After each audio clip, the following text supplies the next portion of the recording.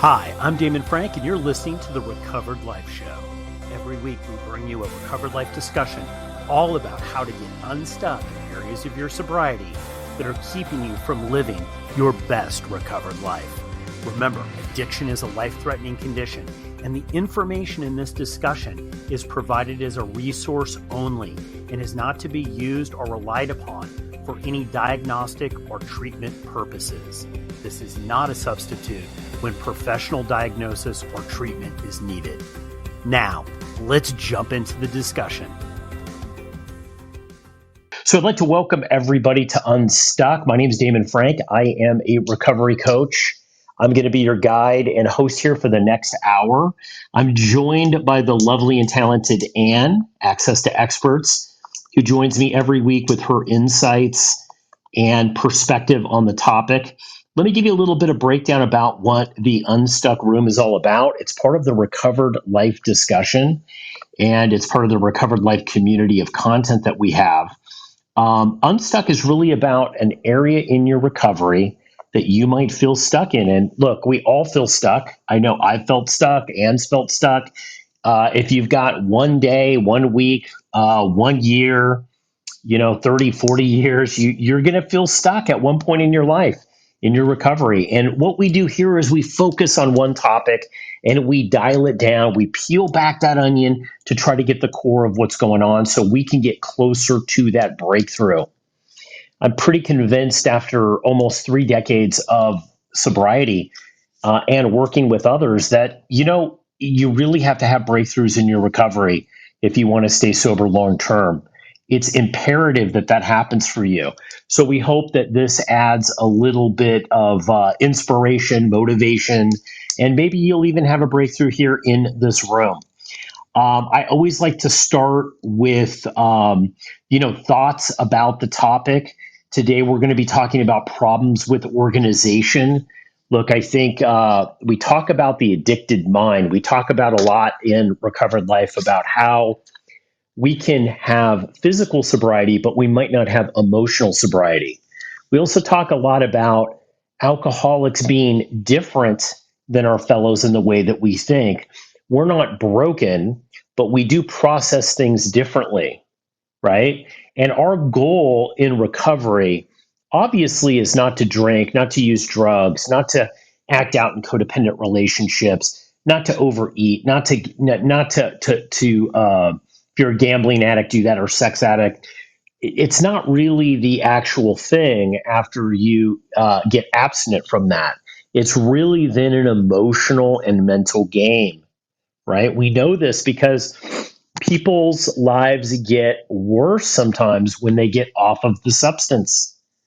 And that's what really defines alcoholism. I know my life got worse when I got sober in a lot of ways. Yes, I wasn't killing myself day to day.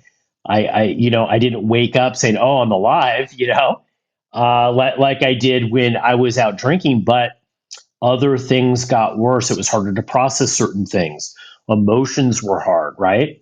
So every time we talk in the Unstuck Room, we always kind of deal with the emotions and feelings behind things and then reality. And then what we like to try to do by the end of it is to have some sort of resolution that we've been able to at least have some sort of self awareness and maybe have an action plan to be able to move forward.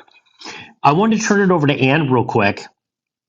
And when you saw this title, Problem with Organization, give me your thoughts on this. You have long-term recovery, and I'm sure you have been through, like all of us, the Rolodex of different solutions, right, to try to get organized. Did you have a hard time getting organized when you first got sober? And what about now? Well, the short answer is yes, absolutely. Like you said, we all have challenges getting organized every now and then. Organization comes from inside. What's going on in the brain? If it's scrambled, everything around us is scrambled. As a matter of fact, when you first brought up, people think it's the desk, it's the kitchen, it's this. Well, it is that. Our environment is a reflection of what's going on in the head. And I'm so glad you brought it out. It's like you know, there is a reason why people choose to go into recovery. We need to stop doing what we're doing to get our lives back in control. And it's almost like a never ending evolving opportunities, doors that open for us to get more clarity, more organized. So it's just constantly happening, different levels. So I don't know, I've always seen a process of getting organized and getting disorganized and getting organized. And the good news is that it just gets better. So it doesn't take time to figure out what's going on, because once you learn how you figure things out, it gets so much easier. It's kind of rinse and repeat.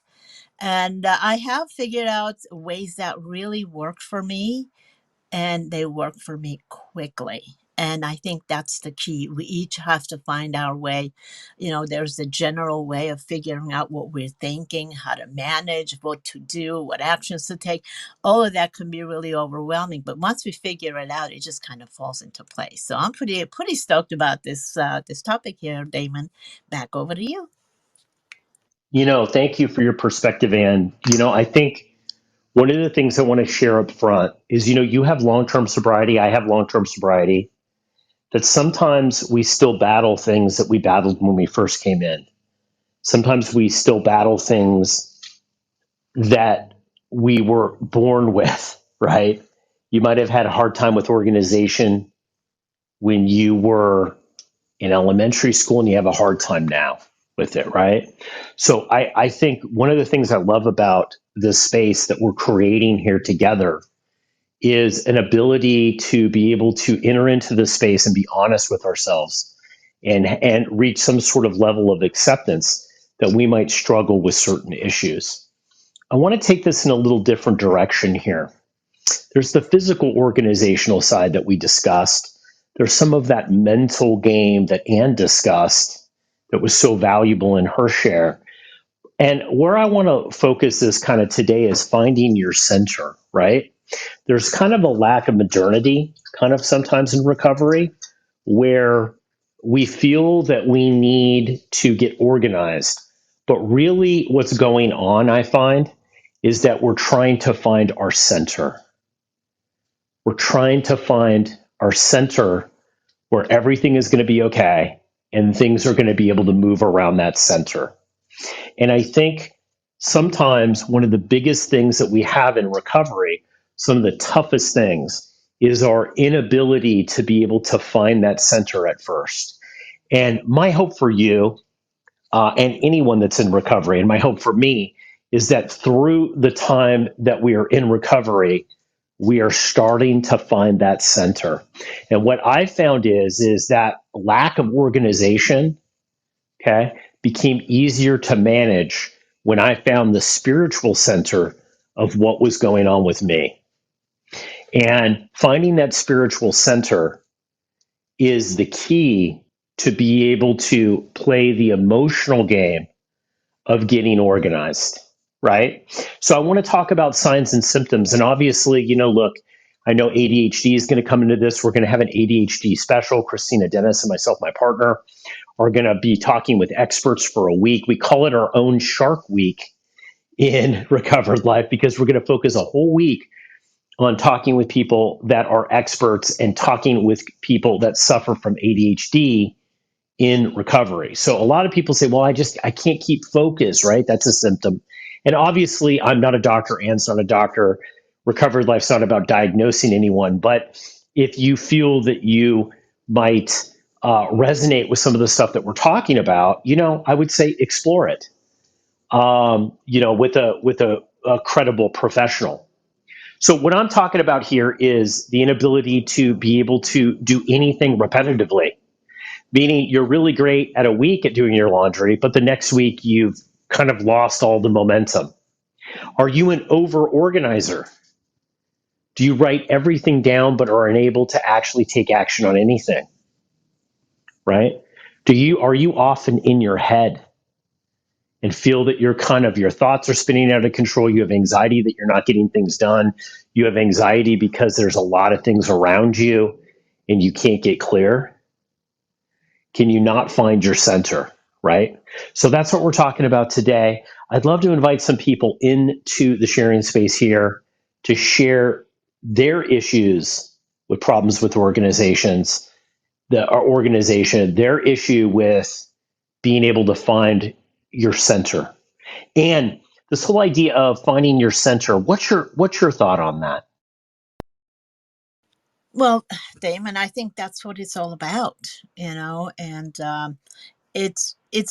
center is always evolving. I love the way you brought up the example of, you say, okay, laundry this week, next week can't do it, and then we feel bad. But when we accept that it's a pendulum, it swings from one end to the other, and then it ends up in the middle. But life happens that way.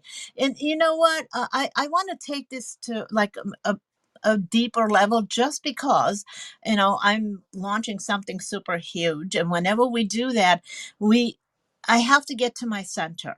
I have to get to the things that trigger me, with the knee jerk reactions, and that's what has been the process throughout my recovery.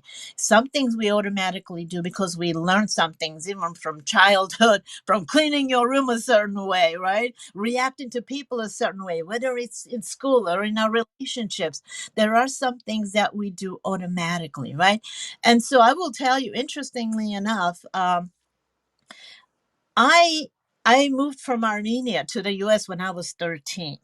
And there were some habits that I had to change. The ways I reacted to things, the way I thought culturally, the way I thought of myself, all of those things had to change. And the deep work I do with people, we all have those cultural or family uh, rules, if you will, that we have to abide by. And they pop up throughout our lives as we make decisions, the knee jerk reactions, until we go and actually really look at them and understand. Our center keeps evolving. That's what I find, anyways. But the cool part here is I think finding the center for me has become a lot easier because I get excited when I'm off center sometimes, right? And it may sound a little strange, but the thing about it is that whenever I'm a little bit off center, that means I'm evolving. That means I'm looking at something from a different perspective. It's like, when you first, if you've ever stood by a still lake, right? And you look in, it looks beautiful, the water is clear. As soon as you put your foot in, and there's that murky water. The bottom starts mixing with the sand or whatever it is. It starts mixing with the water. It gets a little murky. As soon as you step back, it all settles down again. So I always look at it as I'm taking a step forward. So he doesn't trip me. I'm like, oh, I'm a little off balance. Okay. What's going on? What do I need to look at? Let's get centered again. So I, took a little bit of a journey here, but I did want to point that out, because just because we're not doing everything as expected as we wish doesn't mean that there's something really wrong. It just means like we're evolving, or there's something we need to look at. So I get excited when I'm off center. It just might be me, but it makes me feel empowered when I do it that way, and so it doesn't trip me. So, anyways, back over to you. Oh, I love that perspective. And, I think one of the things I wanted to address was process, right? So I think one of the things that I became addicted to in recovery was trying to find the ultimate process. Is there an app for that? I used to say, right? Trying to be able to find so that everything could be able to be organized so that I could be able to think clearly, right? And what I found through the journey is exactly what you said, is that I now am not necessarily fighting when I feel untethered. What I do is I try to go and connect with that Wi Fi. It means that I'm off the spiritual Wi Fi, right? That I need to reconnect. We talk a lot about different dimensions of reality in metaphysics, is that two realities can be going on at the same time. I could be having the worst day ever, and Anne could be having the best day ever. What's the difference? A lot of it is just perspective, right? So, how do we change that perspective to be able to get organized? What do we need to do to be able to take those actions. And I want to jump into that a little bit and also invite people up if you feel that you want to share about organization. We'd love to hear your thoughts. This is the Recovered Life Discussion Room, Unstuck. This is also used on the podcast, and we hear from a lot of people that sharing what's going on with you has really helped people in their recovery. So I would like to thank the community in advance for being so gracious and being able to do that, be able to share their thoughts. And you know what? I think we should talk about a little bit about process. I think we should talk about process and how did you, in an area of your life where you felt a little bit untethered, where you felt it was a little disorganized? Maybe it was work. Maybe it was something else. Maybe it was your personal space, right? Maybe it was finances. How did you take command of your situation and the talents that you had in recovery and be able to jump in and start organizing it a little bit more effectively? How did you do that, Ann? Well, Damon, we have, well, I know that I've had challenges in money, health, relationships, spirituality, in all those areas, right? And the process is always the same. It's the same thing I say in this room over and over again. Awareness is like, okay, there is a problem. And is it a problem or is it not? Sometimes we go into denial. The challenge, well, it's not that bad. I'll just leave it alone for right now. Or maybe there's something else we're focusing on, or I just don't feel up to dealing with it right now. Whatever it is, that's the awareness. And then the acceptance part of it, and like, okay, this is a problem. This needs to be looked at. This needs to be handled. Once I go into acceptance and I'm like, I get centered, and I will usually, I go inward, I go spiritual, you know, and then I will reach out to people who have the knowledge to support me with that. Now, this is really important. Going to people who don't have what you need is not going to bring results. It will bring results. It may bring frustration. It may bring anger. It may bring resentment. Like, I'm always there for you. I come to you. You can't help me. But people can't help with what they don't have. So making sure, if it's a relationship challenge, I go to somebody who knows about it. If it's a business challenge, I go to somebody who knows about it. One person cannot give me everything I need. And so going to the right place for the right reason, is the key. And then deciding, okay, what am I going to do? What are the actions? This is the end result. This is where I want to be, and I'm here today. What do I need to do? What are some of the steps I need to take? And incremental, by the way, right? Incremental, because it's measurable. If I want to go on a road trip, if it's going to take 3 days to get there, obviously I have to stop along the way. Whether it's gas, whether it's to use the restroom, whatever it is, or combination of food, whatever, I have to stop along the way. I already know that. So I don't get upset because I'm not at that destination. I don't get upset because I have to stop to eat or to get gas or to use the restroom. I don't get upset because I know it has to happen along the way. And I think a lot of times, at least the people I work with, when we really dig in there, they don't give themselves a break. It's like, oh, I'm supposed to be doing that right now. Well, no, you're not, because if you had the knowledge, if you had the resources, you would already be doing that. So let's see what we need to do between here and there. And I find that it's the same thing in every aspect of my life. If I'm not where I want to be, then what do I need to do to get there? And being gentle, being supportive, and taking action. It's not just sitting there and saying, I'm trying. No, taking action, whatever incremental actions we have to take, taking the action, going in the right direction, then we're always empowered. Then we always feel like we're doing something. And the other thing that helps me, my process, it's never ending. Once I get to that destination, I'm like, ooh, this is really good. I wonder where I want to go next. So it's ever evolving. I'm just, it's the mindset, like you said. It's the mindset. It's always the perspective.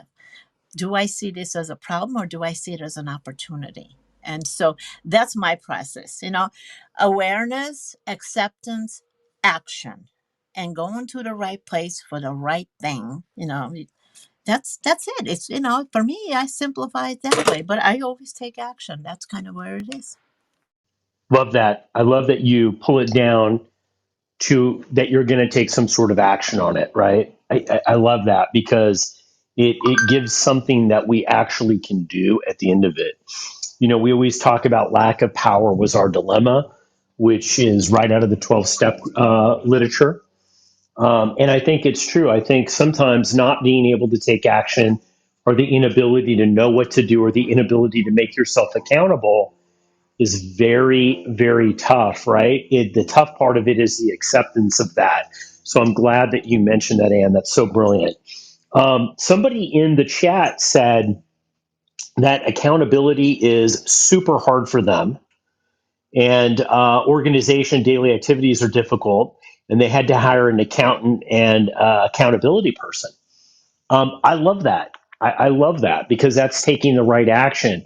And I'd love to talk about accountability. I know as a sober coach, most of what I do after we set up about spiritually what's going on with people is accountability.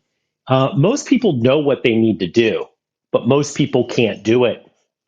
And this is very, very frustrating. Very frustrating if you're one of those people who can see what needs to happen, but you're unable to do it. Now, getting back to this lack of power was our dilemma situation. Why I think this is so great when you realize this, like this person that wrote in the chat, they had the self realization that, hey, you know what? This isn't something that hovers around their core skills. They outsource that. And I think that that's brilliant. And that's something that I have really embraced, I think, over the last 10 years of my recovery is realizing where my world class skills lie and where they don't.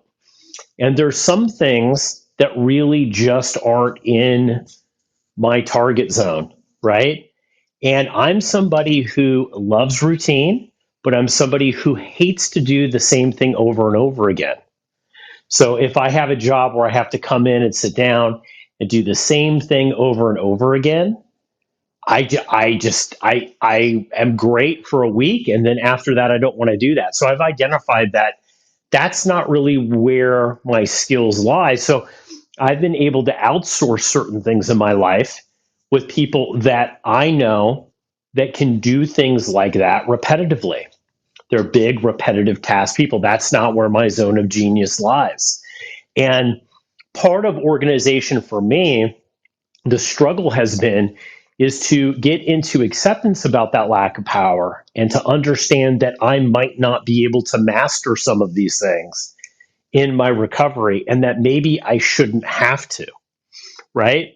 And letting go of the control of that has been the biggest fight for me personally, but it also has been the most rewarding. So I challenge you to look at that, just like the person that wrote in the chat, that they just realized that, hey, you know what? I just have to outsource this and have somebody be accountable for this and have somebody help me be accountable. I think that's really the way to go. And any areas in your life where you feel that you've had to maybe be honest with yourself to say, hey, you know what? This isn't my thing. Maybe it's cleaning. Maybe it's bills, like the person wrote. Have you had an area in your life where you've had to decide, hey, you know what? I'm going to need some accountability, or I'm going to need somebody. I need to turn this over to somebody that is their zone of genius. Yes, in every area of my life. Again, you know, it's it doesn't make a difference what it is that we're doing. As human beings, we're, I think, designed to be collaborating, to be doing things with other people. And and it shows up regardless of what it is. It's I, you know You said lack of power, and I'm thinking, yeah, in a book definitely we hear about lack of power, but what if it's awareness of the genius zone, like you were saying, the things that I do really, really well, you know, I'll do it, and I will tell you, as a creative person, I do need accountability, and it's really deciding what's important. Now, to give you an example, like this room, right? It's never been a really big room, but I love being here. I love showing up because of what I'm getting, what I'm receiving, the accountability we have to each other, and the people that come in this room. What I'm getting is huge, and I've been in some really big rooms on Clubhouse, but I'm not even getting the same satisfaction, right? And so really deciding what's important to us, and then figuring out, okay, that's the thing I'm committing to doing over and over again, and do I need help doing that over and over again? So like you said, hiring some people, and the example that you gave, so we're supposed to hire other people. This way other people have jobs, they have work to do, and within our network, having accountability buddy, and it keeps us going. It keeps us in check, it keeps us on track, getting other people's opinion on things. And also there's I found this to be true when I first heard it. It was like, sometimes we will do more for others than we will do for ourselves. And I was like, damn, that is so true. Because, in the beginning, it was to save face. In the beginning, it was like, well, I can't have them think poorly of me because, I had to put on my chameleon hat and show up as the person I wanted them to see. But as the years went on, as I started feeling better about myself, as I started showing up, in different ways in my life, it was, no, I need to show up because I want to show up. It's not because I want people to like me. I always want people to like me, but it's about me showing up and doing what I say I'm going to do. So I'm kind of going around in circles here, but yes, accountability always needed, collaboration always needed, especially as a creative person. I can go down a rabbit hole really quick if I don't have systems around me and people around me that I'm collaborating with who can keep me in line. And so that happens at work, and that happens also in my personal life. When I say I'm going to do something with somebody and I think about it ahead of time, how am I going to make it happen? It's not just say, oh, that sounds wonderful, let's go do it. I'm like, can I really show up? Can I really show up? It's not just uh, breaking my promise to somebody else, it's also breaking a promise to myself that bothers me. So, yeah, anyways, again, today I'm going down a rabbit hole quite a bit. It just seems that day, but you got me going in this inward deep thoughts here. So back over to you, Damon. I so love that though, Anne, because that's what this is about. It's funny. I was having a conversation with Christina Dennis yesterday, and we were talking about some of the content that we're creating. We were talking about, coaching, and we were talking about just different things that are going on in our lives. And one of the things that came up that was interesting, that kind of dovetails to what you're saying, Anne, is we said, it seems that no matter what we deal with on the physical plane, there's always some sort of spiritual thing going on underneath that. Whether it's, money issues, organization issues, relationship issues, there's always some sort of deeper spiritual game going on. And one of the things when I originally saw this topic, I picked this a couple months ago and I put it into the schedule because I thought it was so important. And as the more and more and more I thought about this, the more I said that this is a spiritual game. This is really about not being able to find our core, our center. And if you're just joining us in the discussion, we were talking about that organization's not just about physical organization and this dish goes here, this pencil goes here, or this bill's paid at this time. It's also an inability to be able to find our center. And I think so much of recovery is being able to get back to that center, being able to get back to that source, which is going to give you everything, right? And so for me, one of the things I've struggled with in the physical side is clutter, right? Like I am somebody who, when I was first in recovery, when I first got sober, I literally, Ann, gave away everything that I had because the thought of being able to maintain it was too much for me. Like literally, you'd go into my place. There was a bed, a couch, a chair, and a rug, and that was about it, right? In my apartment in San Francisco, I just couldn't handle having more than that because for me, I'd have to take care of it. The whole organization, my whole focus was on how do I obtain long term sobriety, right? So through that, obviously, I've learned with things. I have many more things. I felt like I've spent my life collecting things. And some wise person told me that I worked with in recovery. He said, I've spent my whole life obtaining things, and now I'm spending the end of my life trying to get rid of the things that I've obtained. And he started to say, well, what's the point of it? And it is funny. It made me think a little bit. Do I really need this? Do I really want this? Right. And for me, physical clutter, like right now, I'm in another room in my house that's much cleaner. My desk, Ann, is absolutely a disaster. I've got stuff on the floor because I've been redoing one of my studios, and I can't work if there's clutter. Like I'm somebody who needs everything in its place to be able to really concentrate and be able to create freely. I can't think clearly if I don't have my space around me that is non-cluttered. Are you like that? Are you somebody who needs everything in its place to be able to create? No, I don't need everything to be in its place, but I do need to know where everything is. Now, I will tell you, the last 4 or 5 years, I've been giving away pretty much everything, really. And interestingly enough, it all kind of came about when I was traveling, training. I just decided Australia, Singapore, UK, whatever. I was all over. And I realized that I don't need a whole lot to do a whole lot. And then I looked at a lot of the stuff that I have. I'm like, I don't wear that, whether it was clothes or jewelry or whatever it is. I'm like, who could like this? And I started giving things away. And whatever I didn't know somebody who would like it, it went to Salvation Army or whatever. And you know what? It made things so much easier. So when you said you gave everything away when you first came in, well, I didn't have to give much away because I didn't have much left when I first came in. So, but then I started collecting.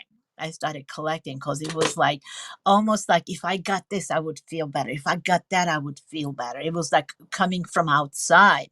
Then after a while, it was like, okay, what do I do with all this? And it was like, it was hard to let go of some of those things because I was emotionally attached to when I got it, what I was doing. And just watching over the years, the more um, empowered I am, if you will, the more centered I am, the more, the better I get to know myself, the less I need from the outside, if that makes sense. So now I'm giving away, and your friend's at the end of his life. Well, I hope I'm not at the end of my life, but I'm ready to give the stuff away. And so and the other thing actually that makes me want to give things away is that I actually can go and buy something that I really want and really enjoy the buying process. So it's a gift that I give myself if it's something. So for me, this is my healthy zone, right? Give away what you don't appreciate, give away what you don't want, give it to somebody who's going to use it. But then if there's something I really want, I if it's something bigger, I plan for. Right now I'm planning for something big. plan for it. The journey of how am I going to get that, thinking about it, doing all that. It's like buying a beautiful Christmas gift for somebody that you absolutely adore. The time that we take thinking about what they would like, it's so fun. Going and shopping for it, buying it, and giving it to them, watching their eyes light up. That process is so fun. I have learned to do that for myself. It took me a while to come to a place of deservability, say, no, I deserve to do that. And so rather than say, I don't have that, I'm like, I'm getting that. Now I'm planning it. And so that shift actually makes it so much easier for me to give away. And then coming back to your original question, mm, I I can't function in total clutter, but I'm okay with a little bit of mess. A little bit, like things don't have to be in their perfect place, but I'm okay with as long as I know where things are. And as long as I keep it to minimal, then there's not a whole lot of mess to deal with. Does that make sense? It's sort of what, Totally. right. Get rid of the mess, you can manage it better. Totally. And you know what? You're my hero, actually. And I'm going to call you for support when I'm feeling overwhelmed. Literally, clutter will shut me down, right? I have to have a clean workspace. And it was funny that you were mentioning that you gave stuff away as well. I found I would say, especially over the last 10 years of my recovery, I've just celebrated 29 years. So it's like, I would say the third decade, really, I had a lot of spiritual breakthroughs on things. I'm just not as materialistic as I used to be, right? I did just to be honest about it, right? Like, I used to have a thing for cars. I used to have a thing. I still buy a lot of tech gear because I do a lot of media. That's my business, so I do a lot of media, right? So there's things that I need, but I can end up collecting stuff. But I found that I want less things in my life. I want them to be of better quality and I want them to be more reliable, right? And I want them also to add value to my life. And a lot of things when I'm looking at organization is if I keep tripping up over certain things like can't pay bills on time or can't do right. Like these are things in early recovery that I learned. It's like, okay, I got to learn how to master that. Well, could I learn how to put them on auto payment? Could I just pay one bill, right? These are different steps that I've learned how to get organized that I only had to worry about one bill that was maybe coming in the 15th or the first of the month, right? That all of the other bills would be automatically paid and put onto one card or one account. These are like little simple things that I learned to be able to make myself more consistent. One of the things I've taken out of the business life that I've had and put into my recovery life, Ann, is this automation thing. I've been really big on automation because if I can get like the lights to turn on and off in my backyard, that's just one less thing I have to worry about, right? Because for me, I want to be able to stay in my core genius in recovery. I don't want to have to be all over the place, right? And being able to personally organize my space is what small steps can I take? So, and the rest of the room here, I know we had a smaller turnout today. I know a lot of people are on vacation, they're doing things. That's okay. I enjoy talking to you. I enjoy doing this. People love listening to these on the podcast. But I'd like to actually jump into solutions. How did you get organized? What are some little tips, some jewels that you could give people, Ann? And I'll do the same on how you got organized. Like I was just talking about automation. Automation has been huge for me because it takes rote tasks I'm not great at. I'm much more of a bigger thinker. That's where my zone of genius comes in. Communication, thinking, executing high level stuff. It's really I have a really hard time executing low level stuff. High level stuff's easy for me. Lower level stuff is tougher. How did you do it, Anne? What are some of the little tips and tricks? Because when I look at you, you're very together, right? You seem like a super organized person. Your calendar's organized, everything. How did you do it?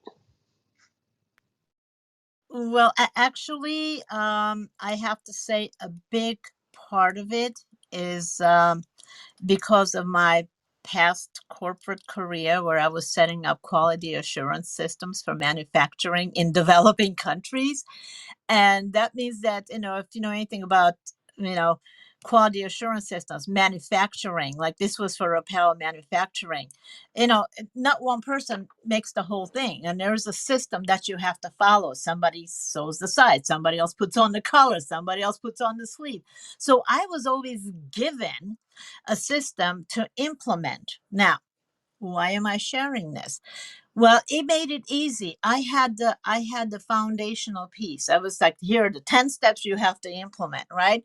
And all I had to do really is take a look and how do I customize it for my environment based on my abilities, and where did I need to get some additional help. As a matter of fact, I had this whole 7-step system for implementation that I've used in my work as well as in my personal.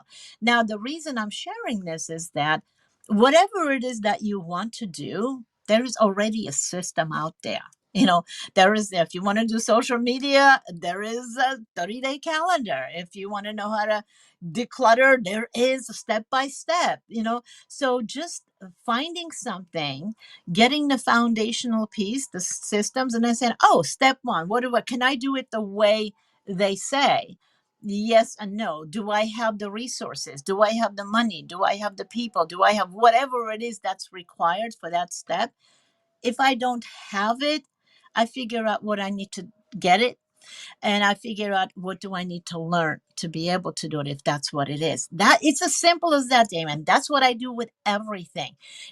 Break it down, because one by one it's easy to figure out how to get it done. But when you're looking at the big pie, it's kind of hard not to get lost. And so that's it. I look, you say, I look like I got it together. Yeah, well, you should see sometimes from inside my head, it doesn't look like I have it together, especially when I'm taking this whole new thing that I'm going to be doing. And I'm like, okay, I don't know how to do that. How am I going to do that? But because I know the same process over and over again, it's kind of rinse and repeat. I go ahead and I actually do that. Can I do this? Yes, do it. I can't. Do I know somebody who can do it? Do I need to learn how to do it? And then that's kind of what it is. I guess that is organization, isn't it? So that's kind of how I do it, because uh, I know I don't know everything. So that's the freeing point. I used to think I had to know how to do everything. And I remember one time you shared that you were really upset because you couldn't fix your plumbing until your friend said, I didn't know you're a plumber. And I'm like, that's me. I thought I had to know how to do everything. And so that's what it is. You don't have to know how to do everything. You just have to know how to get it done, whether learning it or having somebody else do it. So that's my organizational secret. Brilliant, brilliant. Yes, I remember, just to refresh everybody on that story. I had a hot water heater issue, and I was able to fix half of it. It was like an emergency leak, and I was so disappointed I couldn't change the water heater until my friend said, I didn't know you were a plumber. And it hit me. It's like, I don't have to do everything, right? But sometimes deep down inside, if we come from an alcoholic home, let's say, or we are have codependency, we might feel a responsibility to be able to fix things that are not our responsibility, right? So being able to let go of what you want, of what you don't want, is really the key here. We talk about in Recovered Life about my identification process. And if anybody needs that, DM me or contact me. We'll set up a quick call and I'll run you through that for free. How I identify what I want and what I don't want in my life, and then the actions and processes that I'm going to take. And I love how you outlined your process. I want to go over a couple things here that I have. I kind of use a 3-point system here. I sit down and I define what really needs to happen. Sometimes I've noticed in recovery, feelings aren't facts, as they say in 12-step groups, and I will feel a certain way. I might be very frustrated about something in my life, but when I sit and analyze it, or I try to define what needs to happen, I will come up empty. And the reason is, it was a fleeting feeling. It came and it went. So what I try to do is I try to just define the things that aren't fleeting. If I'm feeling it every day, if I'm feeling it right, or if I'm feeling it consistently, then I'll dive into those actions. I try not to spend a lot of time uh, trying to improve or fix things that don't need to be fixed. So the first thing I always say to do is define what needs to happen here. And if you can't answer that question, maybe it's a feeling and not an issue, right? Maybe it's just a feeling. Maybe you don't have to do anything. And that's been one of the big breakthroughs I've had is sometimes the action I need to take is nothing. It's nothing, right? And that's always a relief because I know that my recovery is working if I come up with that answer. The second thing is process. Ann said this so great. You want to be better at social media. You want to be better at paying your bills. You want to be better at organizing your house. There's a process almost for everything. One of the things that I've had to do is lean on other people's processes because I always feel like, well, my process is better or I need a custom process, right? And I found that not to be the case. Start with the basics and then you can improve it from there. And when I say process, I say get a notepad and write down step one, step two, step three. I always say if you want to put a rocket on the moon, you reverse engineer it. You start with the rocket landing on the moon, and then you take steps backwards, right, until takeoff. That is what you have to do if you want to get a good process. And then the third thing is consistency. You have to ask yourself a couple questions. How am I going to be consistent at this? Do you need to outsource it? Do you need an accountability partner? Do you need, now that you figured out what needs to happen and the process it needs to happen with, could you give that to somebody else to be able to manage that? Someone that's in their zone of genius, right? It might not be in your zone of genius. And then the fourth step, which isn't really a step, it's just the thing that I like to do, is relax a little bit, is to understand that you're not perfect, that there is going to be no perfect system, that things are going to come up in your life that are going to be unorganized, are going to be messy. That means that you have an actual life in recovery. If nothing is ever messy, if everything is perfect all the time, I think you have to question whether you're breathing, right? There are ups and downs, and it's okay to have ups and downs. And if you were consistent at something last month and you're not this month, if you woke up today and you're breathing and you can see and you can think, guess what? You can make a change. So, those are my quick little tips on organization, how I do it, the process that I've used. It's been kind of hard fought to find this process in recovery, honestly. So, I hope that helps someone. And any final thoughts on the topic here? Anything that you would like to add to this? Well, I love what you just shared. I love your process, and I love that you said at the end of it, relax.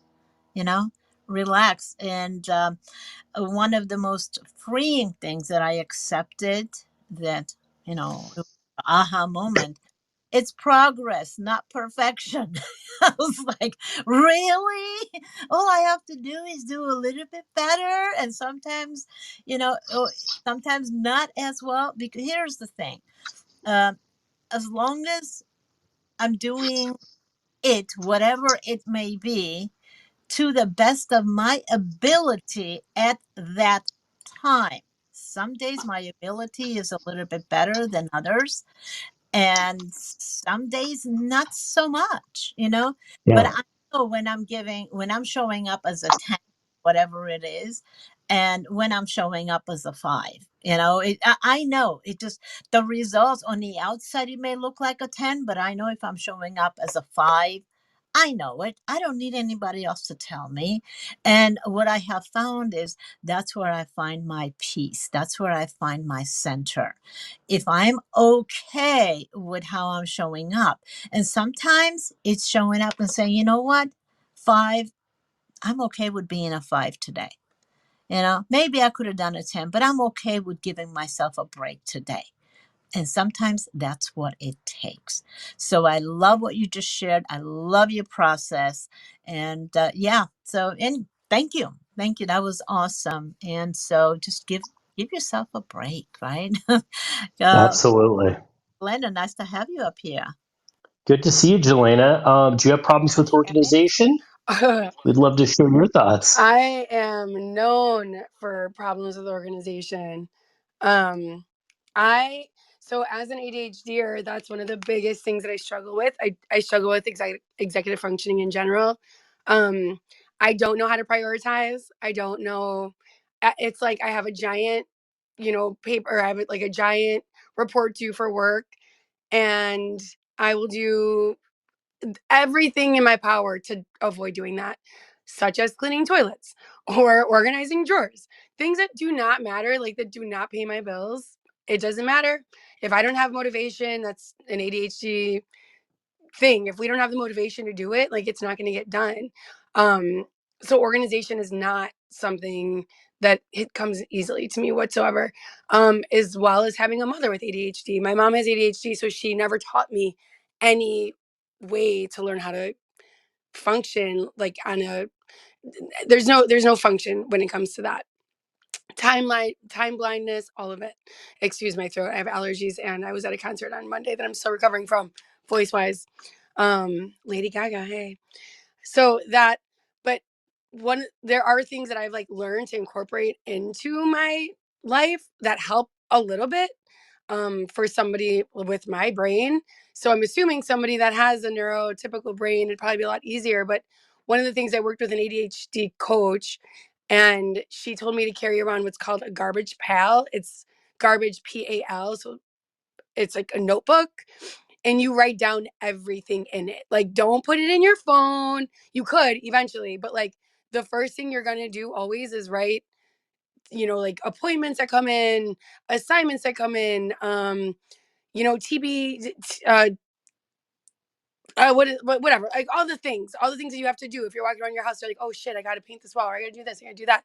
Jotting it all down in this notebook with the date, and you start a new, you add the date every single day. So like you have this ongoing brain dump if throughout the day, and you carry this thing with you all the time. Like my first assignment was carrying it with me for like 7 days straight, everywhere I went, to the shower, to the bathroom, like everything, I had to carry it with me.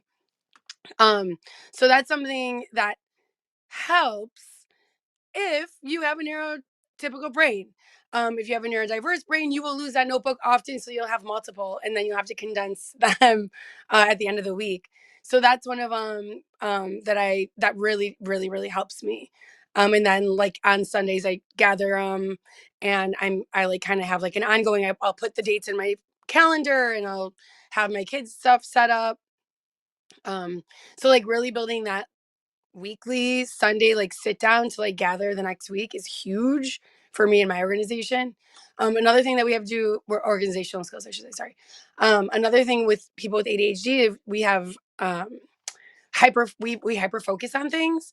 So it's really hard for us to focus on anything that isn't about that. Like there was this project I was working on in my house. Again, nothing that pays my bills, but it was something I needed to like execute to the exactly how my mind saw this.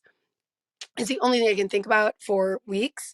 So everything else was in chaos, and I didn't even realize it. Like my bathrooms were disgusting. There was cat hair everywhere.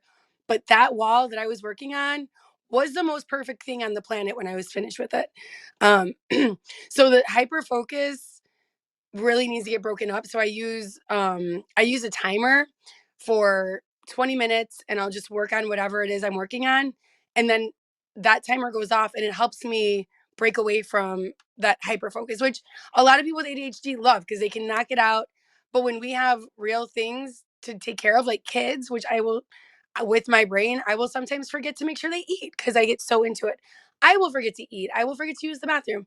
So having that like timer set with like the 5 minute break, it does break me away. And sometimes I go back to it, and sometimes I start doing the other things like the vacuuming and all the stuff that needs to get done to keep my house organized. Because like you, Damon, like my house, I need things good. I need them in order. A little bit of mess is okay, but if I go to sleep with like dishes in the sink, I wake up with anxiety in the morning, like at 3 a.m. I wake up with anxiety. There's things that need to get done on a daily basis that will drive me insane. One of the things I helped, which was really corny, but it's called Fly Lady, and she's got like a blog, but she actually helps you build these buildable habits into your day to help keep your house organized and um live, like, help you not live in chaos. She's really silly, but her like breakdown of things, just daily base, like things that should be done on a daily basis, really have helped me when it comes to all of it. So now I'm rambling. So I'm gonna go ahead and stop, but I hope something I said helped anybody. Oh, I thought it was great. I thought it was great, Jelena. Thank you. I love what you added. You know, this hyper focus thing, and it's something that I definitely should have brought up in the introduction. Is that, there was a very big push, I think, when I came into recovery in the '90s, is to be able to drop that hyper focused thing, right? Because one trend that we've seen with a lot of alcoholics is that even when they get into recovery, they'll still be obsessive. And I think that is why, honestly, we see a lot of very successful people in business and in entertainment and in different areas. We will find them very successful. I've kind of gone the other way, in my opinion, with that. When I first came in, it was all about dropping that. I found that my zone of genius resides in that. And because I have a more entrepreneurial life, instead of working 8 hours, I actually sometimes will work 16 hours for 2 days straight, 15 hours for 2 days straight. And then I'll take a day off. And that works for me. And I ran from that for a long period of time because it, quote, wasn't traditional. It wasn't what everybody else was doing, right? And I found that, you know what, that's just the way that my brain works. Yes, I have to eat. I have to go to the bathroom. I've got a kid. I've got to make sure that she's taken care of. I've got, responsibilities in my life. Obviously, I have to know when to be able to drop it. But I use a little bit of that obsessiveness to be able to get things done. But what I found is I can't hold that energy level for excess. I can't hold it now that I'm over 50. I can't hold that for 3 weeks, right? It's got to be in patterns. Jelena, have you tapped into any of that? I know they always say in recovery, run from that. Have you been able to use that in your life in order to really get goals done and completed?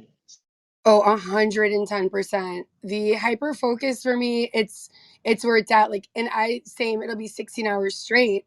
And then, but like I said, like everything around me is super, everything else falls apart. Everything falls apart. I miss meetings, I miss deadlines.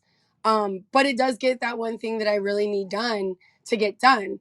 Um, and then once that's done, I'm able to focus on other things for sure. But I almost kind of need that hyper focus to even get big things done. Otherwise, it can take me years or months to even come close to accomplishing it. Yeah, I agree with you. I think I'm embracing some of the things that were hardwired into me now with addiction. And one of them is being able to be a little obsessive on things, right? The other thing that I think that people that have recovered from addictions too also have, just to throw this out, is that we've been able to walk through large amounts of pain and still be alive. And I've also found that to be helpful as well in my career because I was able to do things and hang in there sometimes when other people could not. Guys, this has been just a wonderful recovered life discussion. The Unstuck Room, problems with the organization. I'm going to definitely listen to the replay on this one. I'd like to thank Jelena. I'd like to thank Anne, Access to Experts. Any final thoughts, Anne, before we end the room? Well, this was a fabulous room. Jelena, such good content. I mean, so many great ideas. And what I love is the authenticity. Whenever we're willing to just be real with ourselves and with others, that's just the best place to start building, changing, and growing. So, and that's what's been in this room, and I so appreciate that because it doesn't make a difference where we are. We always have something to contribute, and we want to just share that. We're all in different stages, and I was actually looking in a chat that, um, my environment is a direct result of what's going on in my head. And you know what? It's okay. Whatever it is, it's okay. Because if things are super organized, that means I'm stressing to get things super organized. And guess what? It's taking me out of my comfort zone of just being sometimes it's okay to have the pillows just thrown everywhere and just being relaxed and being okay with whatever is happening. As long as it's not causing me stress, then it's okay.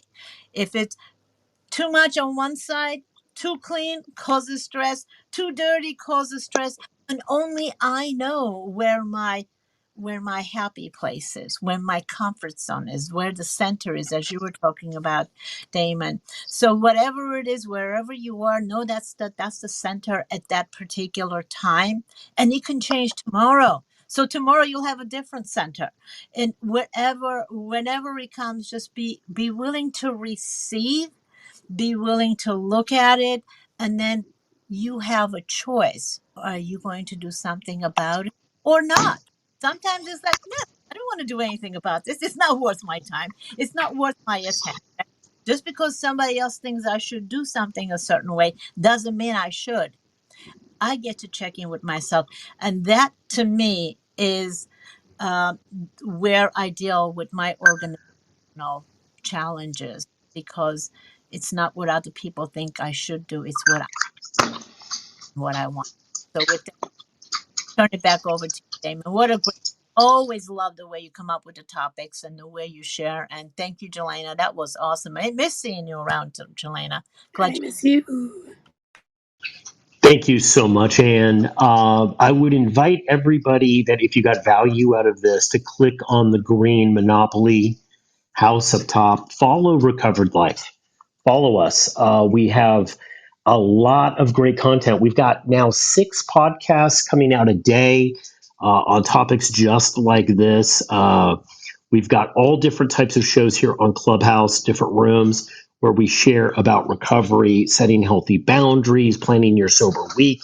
If you have problems with organization and accountability, so please join us. I also pinned the link to recoveredlife.us, and you can become a member for free, get access to exclusive content.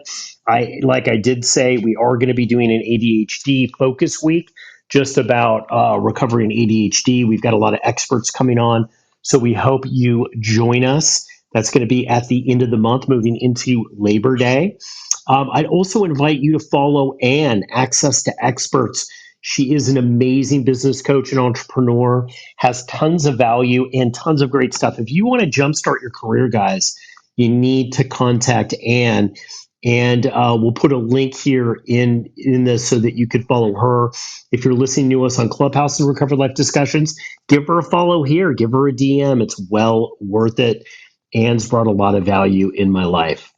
Thank you, everyone, for tuning in to the Unstuck Room. My name's Damon Frank. If you do need some help in your recovery, you need some accountability, you want to take your recovery to the next level, I invite you to send me a DM, reach out to me on Recovered Life. I do a free breakdown and accountability thing where I work with people for free for 1 week, where we make one major shift in your recovery and in your life in 1 week. So I invite you to do that. I only do a couple of those a week. You have to DM me for that or reach out to me on Recovered Life, and I'll set you up and get you on my calendar, and we can chat and you can start making that move. So if you want to make a big shift in your recovery, I invite you. Now is the time to be able to do.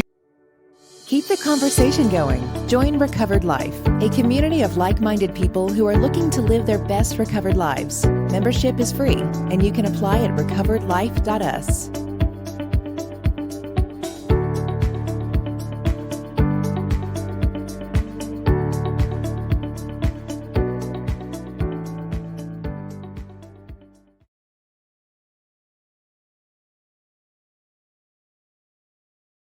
that.